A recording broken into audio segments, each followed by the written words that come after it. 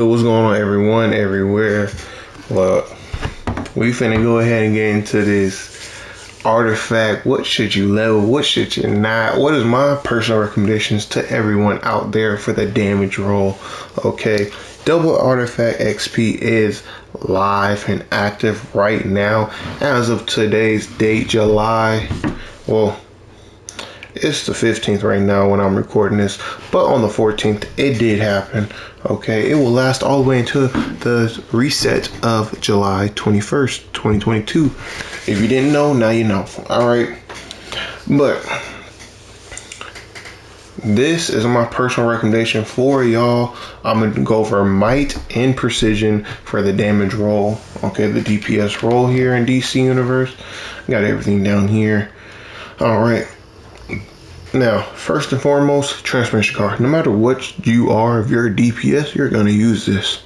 All right? No ifs, ands, or buts really about this one here. It is insanely too good to pass up on.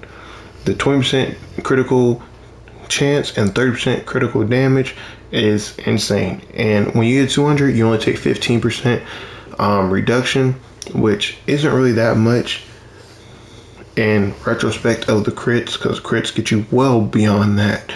It tests in every scenario better than you not having it. So that's that.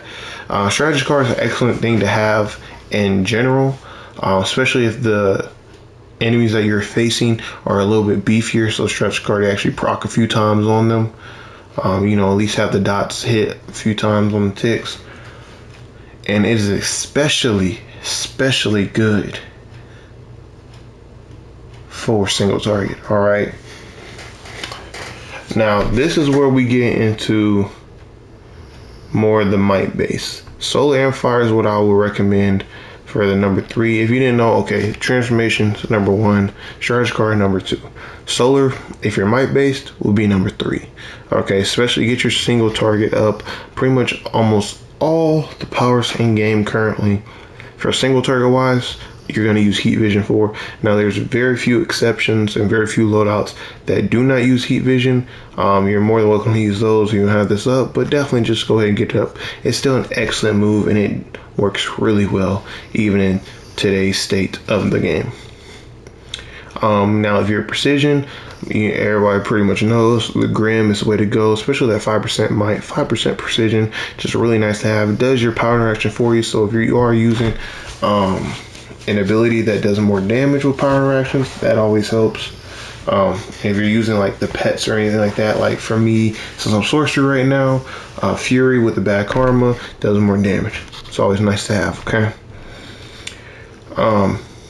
Now those would be my third place slots in terms of priority or importance to rank up. Fourth for me will be, in might base wise, will be the Quizlet. The Quizlet is better than the Graminals every way, pretty much. Hit for hit, the amount of damage it does is superior. And then if you do a supercharge, it does even more damage. It can give you supercharge back. Sometimes it hits even faster, it just depends. But yeah, just all around, Quizlet is more damage capable, and you're not really losing that much stat. Yes, you are losing 2% precision and 1% might, but that definitely makes up for it in terms of the damage difference that is going to be dealt when you're using the Quizlet here. Okay. Now, if you are precision based, you can mess around with the Clarion, and that's something that I would more personally recommend as a 5th place. I would more recommend that you use Eye of the Gemini over the Clarion, just for the additional 5% precision when you are, and might, mind you, when you are using your supercharge and whatnot. But the Clarion is still something that you can definitely use and take advantage of being precision based. Okay, you can play around with it. Next, I would say for the 5th place, so top 5 wise, would be the amulet, the Larina's amulet. I don't know how to say that, but the amulet, suicide artifact, whatever you want to call it. This is a great artifact, and if you do not know, you can use this artifact to heal yourself, even if you did no damage to yourself prior to it. Okay, let's say the enemy hits you and you haven't even attacked nothing or nobody yet. If you hit a 35%er, you will get health. Okay, you can almost constantly heal yourself. And someone even did a portion of the Source Wall raid in game here at DC solo, utilizing this amulet with a 35%er specifically. Okay, so that is something I would definitely recommend putting in your top 5 in terms of artifacts. Okay, now Eye of the Gemini is something I can also recommend for might, just because you do get the additional 5% might, 5% precision, and if you can utilize the precision when you're doing the weapon taps in between your abilities. Well, the might's always nice to have, and it does 20% of the overall damage that is dealt by not only you but other players, healers, tanks, controllers, whoever, all included, to the nearby enemies. Now the ring is kind of small, but just know if you just hurry up and hit your supercharge close to the tank's damage will be counted, especially if you got a good like fire or atomic tank that's doing a lot of damage, or even earth doing a lot of damage. It's nice to have. Now those would more be my top 5/top 6 artifacts to utilize and to level up, rank up, whatever you want to call it, right now while the double XP is going on. Now let's say you got some extra XP for whatever reason and you're trying to get into artifact swapping and switching. Dead King Scepter is an excellent one to go ahead and get up. I like to get up to about 160 here, as you see, just so my orbital strike does increase 20% additional damage. Okay, and the cooldown gets reduced by 20%, as well as the henchmen and supply drops and everything else get reduced by 10%.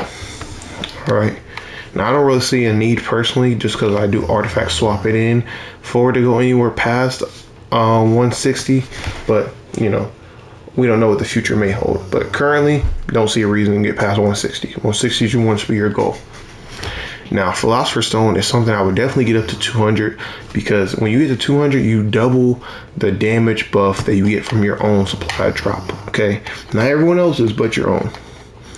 And this damage buff for supply drop not only has an increased field in which it can take present or place in, but it lasts the entire duration that your Neo Venom lasts.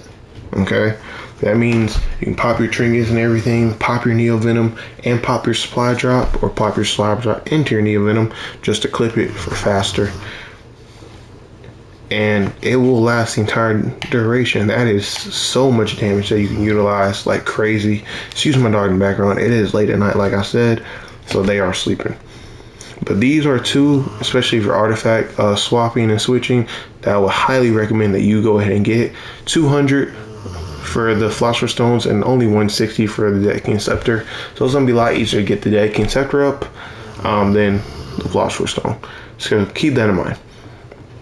Now, Scrap of the Soul Cloak is something for PvE that I would heavily recommend, especially if the extra XP just laying around for whatever reason may be. More for my powers that spam their supercharge a lot, i.e. being rage, electricity, you know, powers like that that's going to hit their supercharge quite often, or if you're just trying to get in that same realm that they are in and hit your supercharge a lot more. Okay, now in terms of PvP, or if you want to be technically you use it on your precision side, I wouldn't have recommend it too much for precision wise. I would definitely recommend this for either battle healing or PvP. PvP DPS, it works great. At least in today's current market of the game. Also, the Lamar card works great PvP wise as well. Pretty much all of these are going to be more situational. PvP for the Demon Fang and the Lamar card. Source Shard can be okay, but it's too iffy, and when it wants to, you know, proc and whatnot to do a lot of damage. And the 24%, although it is nice to have, and it does happen about, you know, 25% of the time, that's just not enough to warrant use over some of these other ones up here. In my personal testing, at least with sorcery specifically that I was doing, you're better off going with like the Grim or the Quizlet, just to get that ability, the God Wave strength, out of your loadout tray, ability tray, and put something else in to do a lot more damage overall with. Okay, so it definitely can be fun if you're looking for more of a pet build, but I would just save your artifact XP for one of the plethora of other artifacts to be utilized with. Okay, now Pied Piper Flute is something that you want to use only if your supercharge does damage and not just one hit. So not like the big water supercharge that does just one big bite with the shark teeth there, or not like Big Gun for munitions. You want to do something that's like Megavolt for electricity, or what is it? I think it's like Blizzard and Obsidian for quantum, Blizzard for ice, like stuff like that has multiple hits in the same supercharge. Even I think it's like chaotic growth or something like that for nature. I don't know, I'm sorry y'all, it's very late, so keep that in mind, bear with me here. But pretty much any supercharge that takes multiple hits is what you want to use this for. Any supercharge that actually does actual physical damage that you can see, and it's more than just one tick of damage, use this Pied Piper's Flute to go with it. But it's very situational, something that you would more like the artifact swap like you would for the Eye Gemini even. And more times than not, the Eye Gemini is going to benefit you overall better than the Pied Piper's Flute. So I would definitely just go Eye Gemini. That's why I have it up here. All right. But look, without further ado, y'all, that's about all I got for this particular video right here. Once again, pretty much the top row of artifacts up here at the top is what you want to upgrade first, going from left to right in that order. Bottom row being precision.